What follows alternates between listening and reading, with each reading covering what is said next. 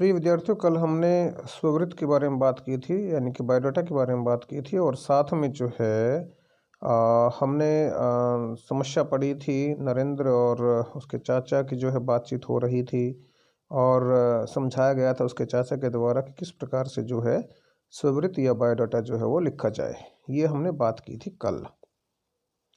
आज उस बात को हम आगे बढ़ाते हैं, यानी मेरी तरह जो कॉलेज से तुरंत निकला हो, उनका स्ववृत्त 2-3 पृष्ठों से अधिक लंबा नहीं होना चाहिए, ये कहा नरेंद्र ने। चाचा जी बोले, हाँ, मोटे तौर पर तुम ऐसा मान सकते हो। एक और बात, स्ववृत्त साफ सुथरे ढंग से टंकित, टंकित का मतलब होता है टाइप्ड, टाइप किया हुआ, या कंप्यूटर मुद्रित, कंप्यूटर मुद्रित, मुद्रित का मतलब प्रिंटेड होना चाहिए। व्याकरण संबंधी भूलों को भी दूर कर लेना चाहिए। ये बातें छोटी लग सकती हैं, मगर उम्मीदवार के प्रति विपरीत धारणा उत्पन्न करती हैं। नियोक्ता को ऐसा लग सकता है कि उम्मीदवार या तो लापरवाह है या फिर उसकी शिक्षा दीक्षा ढंग से नहीं हुई है। नरेंद्र ने बात को आगे बढ़ाया, चाचा जी, शुरू में आपने कहा था कि स्ववृत्त व्यक्ति विशेष के बारे में सूचनाओं का सिलसिलेवार संकलन है। क्या आप इसे और समझाएंगे? सूचनाओं का सिलसिला किस प्रकार का होना चाहिए?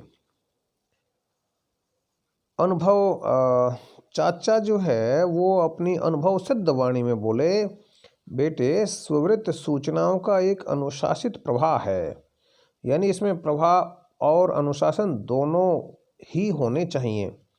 प्रवाह व्यक्ति परिचय से प्रारंभ होता है और शैक्षणिक योग्यता, अनुभव, प्रशिक्षण, उपलब्धियां, कार्येतर गतिविधियां, कार्येतर कार्य से, इतर कार्य से अलग एक्टिविटीज़, पड़ावों को पार करता हुआ अपनी पूर्णता प्राप्त करता है। स्ववृत्त के जरिए या स्ववृत्त के जो ये अवयव मैंने तुम्हें बताए हैं, वे केवल उदाहरण के लिए हैं। आवश्यकता अनुसार इनमें फेरबदल किया जा सकता है। नरेंद्र ने जिज्ञासा प्रकट की कि व्यक्ति परिचय में क्या क्या बातें होनी चाहिए। चाचा जी ने समझाया कि व्यक्ति परिचय के अंतर्गत उम्मीदवार का नाम, जन्मतिथि, उम्र, पत्र व्यवहार का पता, टेलीफोन नंबर, ईमेल का पता आदि सूचनाएं दी जाती हैं। व्यक्ति परिचय में जन्मतिथि और माता पिता का नाम अवश्य डालना चाहिए। जिन पदों के लिए बड़ी संख्या में आवेदन आते हैं, वहाँ एक ही नाम के कई उम्मीदवार होते हैं। पिता के नाम और जन्मदिन के आधार पर उनमें आसानी से भेद किया जा सकता है। नरेंद्र ने अगला सवाल उठाया, चाचा जी, व्यक्ति परिचय के बाद किस प्रकार की सूचनाएं डाली जानी चाहिए? यदि उम्मीदवार किसी बड़े पद के लिए आवेदन कर रहा है तो बहुत अनुभवी है, तो अनुभव की चर्चा व्यक्ति परिचय के तुरंत बाद डाली जा सकती है। लेकिन तुम्हारी तरह जो कॉलेज से तुरंत ही बाहर निकले हैं, उन्हें व्यक्ति परिचय के तत्काल बाद अपनी शैक्षणिक योग्यताओं की चर्चा करनी चाहिए। शैक्षणिक योग्यताओं से संबंधित सूचना एक सारणी के रूप में प्रस्तुत की जानी चाहिए। सारणी के रूप में एक टेबल बना करके, जिनमें प्राप्त डिप्लोमा या डिग्री का विवरण, स्कूल या कॉलेज का नाम, बोर्ड या विश्वविद्यालय का नाम, संबंधित परीक्षा का वर्ष, परीक्षा के विषय, प्राप्तांक, प्रतिशत और श्रेणी का उल्लेख होना चाहिए। ये देखिए बेटा, एक जो बायोडाटा है, स्ववृत्त है, उसमें क्या क्या चीज़ें हों। अब देखिए, परिचय, अनुभव, शैक्षणिक योग्यता, विश्वविद्यालय का नाम, परीक्षा वर्ष, तो इस प्रकार से एक टेबल बना करके और तब जो है इनको लिखा जाना चाहिए। नरेंद्र ने सवाल किया, पढ़ाई लिखाई या अनुभव की चर्चा की तो ठीक है, मगर कार्येतर गतिविधियों की चर्चा क्यों जरूरी है? चाचा जी सोफे पर बैठे बैठे थोड़े बोर हो रहे थे। वे खड़े होकर कमरे में चहलकदमी करने लगे और खिड़की के पास खड़े होकर कहने लगे, जब नियोक्ता किसी उम्मीदवार को चुनने का निर्णय लेता है तो उसमें उसके संपूर्ण व्यक्तित्व को ध्यान में रखता है। कार्येतर गतिविधियों के माध्यम से उम्मीदवार के व्यक्तित्व के बारे में अच्छी जानकारी मिलती है और पद के लिए उसकी योग्यता को तय करना आसान हो जाता है।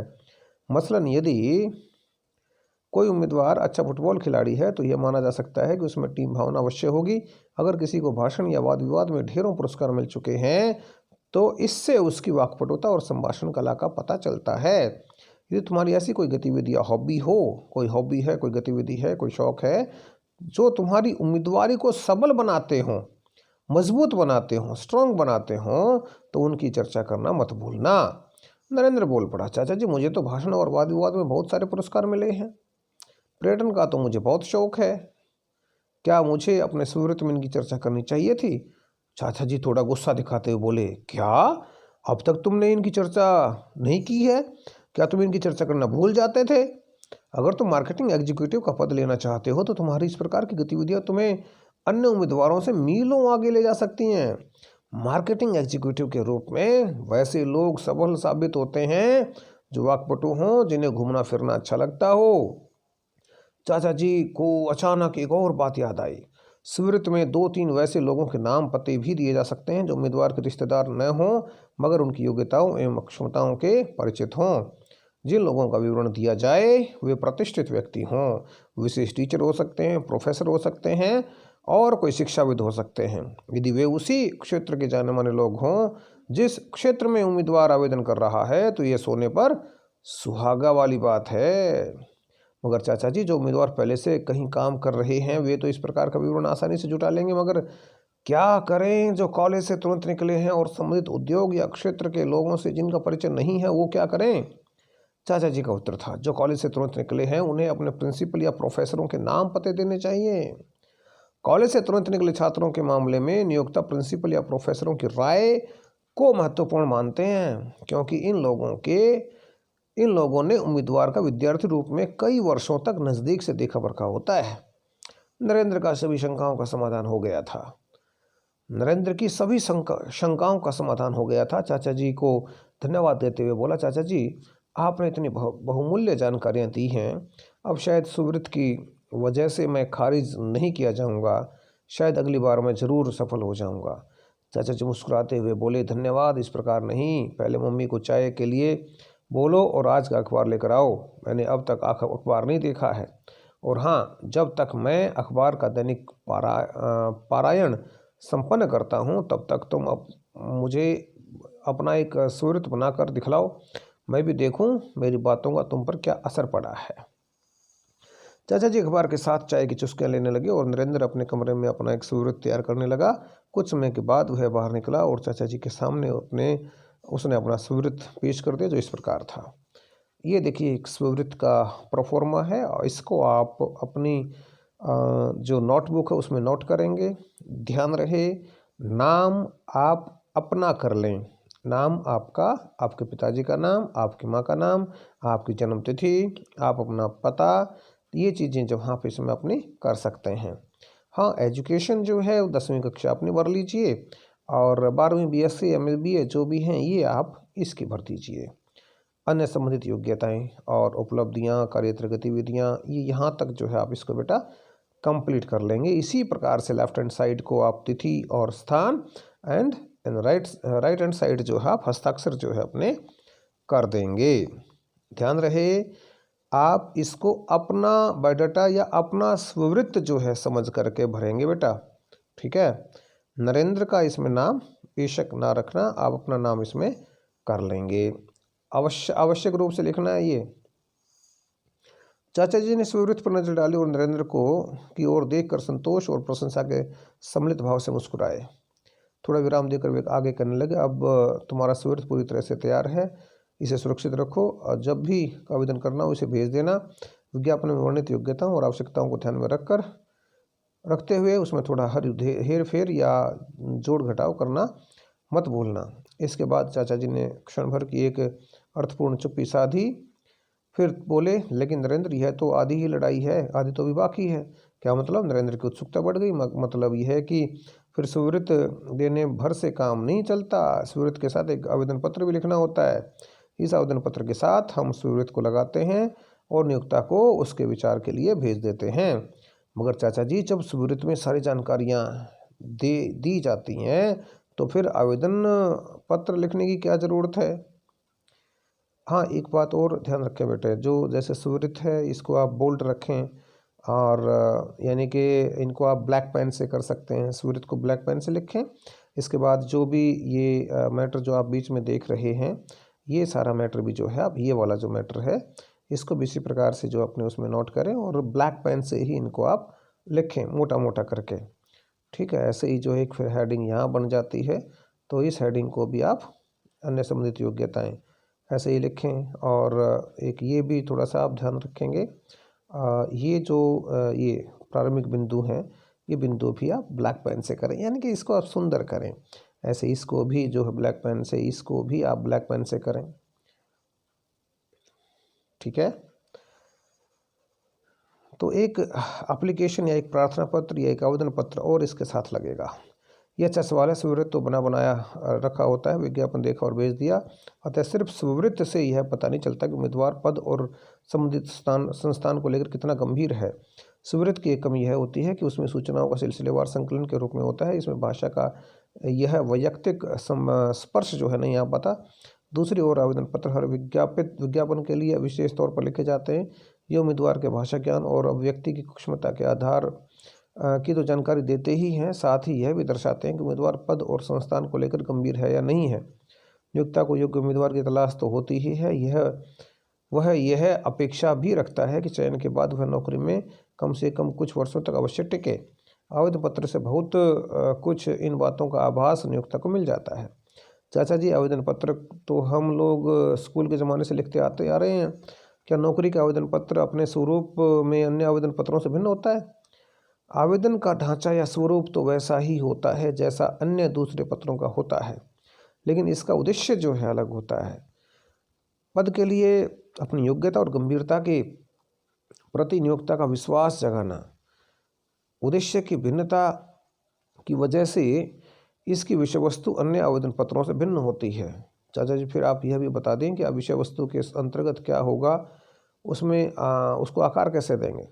बेटे, इस प्रकार के आवेदन पत्रों की विषय वस्तु के मुख्यतः 4 हिस्से होते हैं। पहला हिस्सा भूमिका का होता है। इसमें उम्मीदवार विज्ञापन और विज्ञापित पद का हवाला देते हुए अपनी उम्मीदवार की इच्छा प्रकट करता है। दूसरे खंड में उम्मीदवार यह बतलाता है कि वह विज्ञापन में वर्णित योग्यताओं और आवश्यकताओं को पूरा करने में किस प्रकार सक्षम है। तीसरे खंड में उम्मीदवार पद और संस्थान के प्रति अपनी गंभीरता और अभिरुचि को अभिव्यक्त करता है। चौथा खंड उपसंहार यानी आवेदन पत्र के विषय वस्तु के औपचारिक समापन के लिए होता है। नरेश को चाचा की बातें तो समझ में आ रही थी, मगर एक शंका भी थी। उसने पूछा, तीसरे खंड के बारे में अभी अभी आपने बताया कि इसमें उम्मीदवार पद और संस्थान के बारे में अपनी गंभीरता को अभिव्यक्त करता है। यह बात पूरे तौर पर साफ नहीं हुई। चाचा जी ने अपना चश्मा ठीक करते हुए कहा, नरेंद्र, जिस प्रकार नियोक्ता अपनी पसंद का उम्मीदवार चुनता है, उसी प्रकार उम्मीदवार को भी नियोक्ता का संस्थान पसंद आना चाहिए। तभी उम्मीदवार के लंबे समय तक टिकने की संभावना बनी रहती है।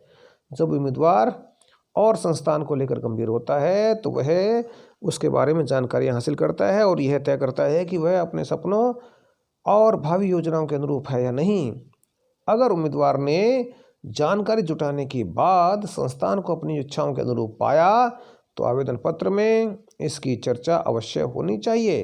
नियोक्ता पर इसका बहुत ही अच्छा असर होता है। चाचा जी, अभी तक तो मैं विज्ञापन के जवाब में केवल स्वीकृत ही भेजा करता था, मगर अब मैं स्वीकृत को आवेदन पत्र के साथ भेजा करूंगा। चाचा जी बोल पड़े, फिर शुभ कार्यों में देर किस बात की बेटे, ला अभी तैयार कर। फिर वे अखबार के पन्ने पलटते हुए बोले, मैंने इसमें तुम्हारे लिए अभी एक विज्ञापन देखा है। इंडियन केमिकल्स लिमिटेड को मार्केटिंग एग्जीक्यूटिव की ज़रूरत है। तुम इसके लिए आवेदन पत्र तैयार करो। आवेदन होगा और इस बात की परीक्षा भी हो जाएगी कि अभी अभी तुमने मुझसे क्या सीखा है। नरेंद्र को अखबार पकड़ाने के बाद अब चाचा जी पड़ोस के अपने मित्र के चले गए, उनके पास चले गए और नरेंद्र अपने कमरे में आवेदन पत्र लिखने चला गया। जब आवेदन पत्र तैयार हुआ तो वह इस प्रकार था। ये आवेदन पत्र है बेटे नौकरी के लिए, तो ये आवेदन पत्र भी आप अपनी नोटबुक में कंप्लीट नोट करेंगे।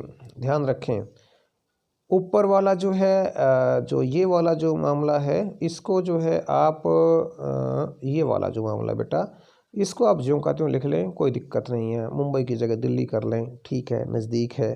चाहे सोनीपत कर लें, आपकी मर्जी है। और ये ध्यान रखेंगे एक बात कि इधर ये कॉमा नहीं लगाएंगे, ओके। एंड देन एक बात और याद रखेंगे कि महोदय के बाद भी कॉमा नहीं लगाएंगे। दूसरी बात, आज दिनांक ये डेट अपने अनुसार कर लेना। और धन्यवाद इसी प्रकार से। और भवदीय और नरेंद्र कुमार, इसको आप बेशक जो है लेफ्ट हैंड साइड ही ले आना। मीन्स ये जो मैटर है इसके नीचे यहीं ले आना आप इसको, कोई दिक्कत नहीं है, इसके नीचे ही ले आना और इसी ऊपर वाली उसमें सिमिलरिटी में इसको भी यहाँ सेट कर देना। तो ये आपका आवेदन पत्र हो जाएगा। जब तक नरेंद्र का आवेदन पत्र तैयार हुआ, चाचा जी पड़ोस के से वापस आ चुके थे। उन्होंने आवेदन पत्र को पढ़ा और गहरी सांस खींचते हुए कहा, वैसे तो मैं कंपनी के मानव संसाधन विकास महाप्रबंधक को अच्छी तरह से जानता हूं, मगर मैं तुम्हारी सिफारिश नहीं करूंगा। मुझे विश्वास है कि तुम यह पद अपनी योग्यता के बल पर हासिल कर सकोगे। 2 महीने बाद मुंबई में चाचा जी के फ्लैट की घंटी बजी। दरवाज़ा खोलने के बाद चाचा जी ने दरवाजे पर नरेंद्र को खड़ा पाया। हाथ में मिठाई का डब्बा और गर्म सूट का पैकेट था। दोनों की नज़रें मिली। नरेंद्र ने चाचा जी के पैर छुए और चाचा जी ने बधाई देते हुए उसे गले से लगा लिया। तो ये क्वेश्चंस भी इसी प्रकार के हैं बेटा। इन क्वेश्चंस को आप यहाँ से छोड़िए और एक ये स्ववृत्त और एक ये आवेदन पत्र, ये अपनी नोटबुक में अच्छे से नोट कीजिए। होमवर्क आपको मिला हुआ है, कल होमवर्क के साथ मिलते हैं और मैं कोशिश करूँगा अगली वीडियो जो है वो दिन में बनाऊँ और आपके पास जल्दी भेजूँ।